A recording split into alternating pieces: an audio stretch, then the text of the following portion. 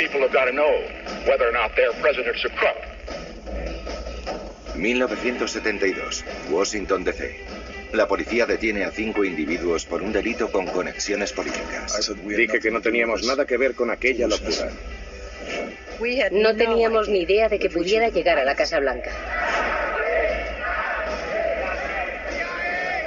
Well, I'm not a crook.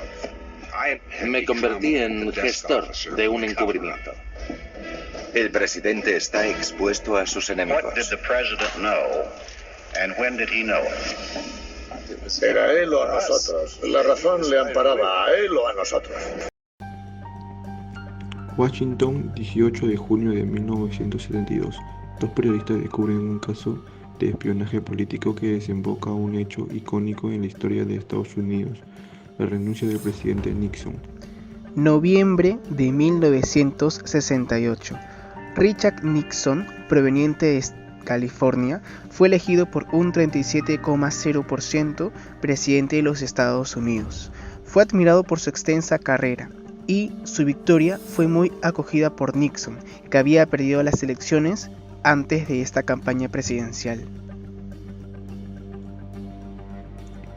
Agosto de 1971, a través de los asesores cercanos a la casa de Nixon se creó una lista de enemigos para vigilar a los opositores políticos y sociales de Nixon y de su administración. Aunque la conciencia de Nixon de la lista es disputada, resaltó el deseo de Nixon de sostener y mantener el poder político. Enero de 1972.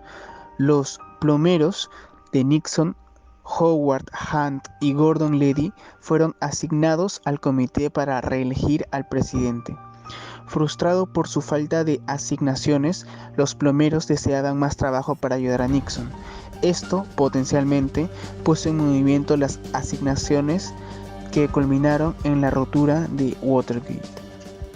Junio de 1972, a las 12:30 de la mañana del 17 de junio de 1972, los plomeros fueron arrestados por invadir y plantar dispositivos de vigilancia en el Hotel Watergate en Washington, D.C. El hotel está sirviendo como sede del Comité Nacional Demócrata. Su objetivo era recuperar pruebas incriminatorias contra sus oponentes políticos. 17 de junio de 1972. En el Washington Post, el caso del allanamiento recae sobre dos periodistas poco conocidos, Carl Bernstein y Bob Howard. El editor del Washington Post, Ben Bradley, sostuvo: era un día tranquilo, un domingo. Se trataba de un caso policial interesante tan solo por el hecho de que había ocurrido en el Comité Demócrata. Pero el hecho no pareció muy relevante y la oficina de la CBS de Washington le asignó la historia a una periodista novel, Leslie Stahl. Ella señaló lo siguiente: acababa de ser contratada, era la novata de la oficina. Y este hecho me encantaba porque demostraba que era una historia poco novedosa. 19 de junio de 1972. Woodward y Bernstein publican la historia. Relacionan el allanamiento con el Comité para la Reelección de Nixon. Uno de los detenidos, James Bancor, es el coordinador de seguridad del mismo. Un periodista de Washington Post llama a Woodward para darle una pista. Los intrusos olvidaron 2 agendas y un cheque de Howard Hunt en su habitación de Watergate. En una de las agendas aparecen las iniciales de Jade junto a la letra mayúscula W y H. Woodward averigua que aluden a la Casa Blanca y telefonía allí y pregunta por Hunt. Hunt ya no trabajaba en la sede presidencial, pero logran localizarlo. Woodward le dijo: queríamos preguntarle por qué su nombre aparece en la agenda de los allanadores del Watergate. Y Hunt comentó: oh Dios mío. Noviembre de 1972. Ante la coyuntura que marcó el escándalo Watergate en la opinión pública de los Estados Unidos, tras una victoria arrasadora en la historia del país norteamericano, el presidente Nixon fue reelegido. Febrero de 1973. El Senado de Estados Unidos creó la Comisión de Investigación de Watergate. Producto de los testimonios de altos funcionarios del gobierno, el Senado descubrió que Nixon había realizado grabaciones de sus conversaciones en el despacho Oval mediante un magnetófono oculto y que además Nixon había intentado frenar las investigaciones de Watergate. Abril de 1973. El ex agente de la CIA James McCord envió una carta afirmando que había cometido perjurio, alegando que altos funcionarios estarían implicados en el caso Watergate. Julio de 1973. Nixon se negó a entregar las cintas de grabación presidencial al recién formado Comité de Watergate del Senado que está investigando el escándalo.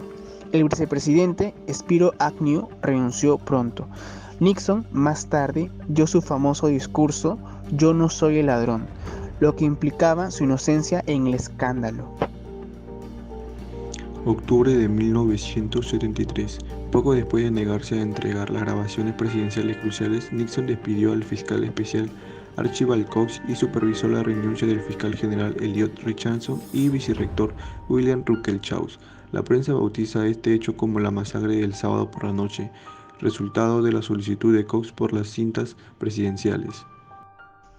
Julio de 1974. A través de la decisión de la Corte Suprema en los Estados Unidos contra Richard Nixon, Nixon fue ordenado a renunciar a sus cintas grabadas. El Senado realizó acciones para acusarlo y, eventualmente, la Cámara de Representantes aprobó los artículos de la acusación. Una cinta grabada antes del robo implicó gravemente a Nixon y fue considerado la pistola humeante. Agosto de 1974. Siendo el 8 de agosto, Nixon pronunció su discurso de renuncia en el despacho Oval y al día siguiente dimitió oficialmente de la presidencia. Gerald Ford fue proclamado presidente y más tarde perdonó a Nixon de todos sus crímenes. 2005.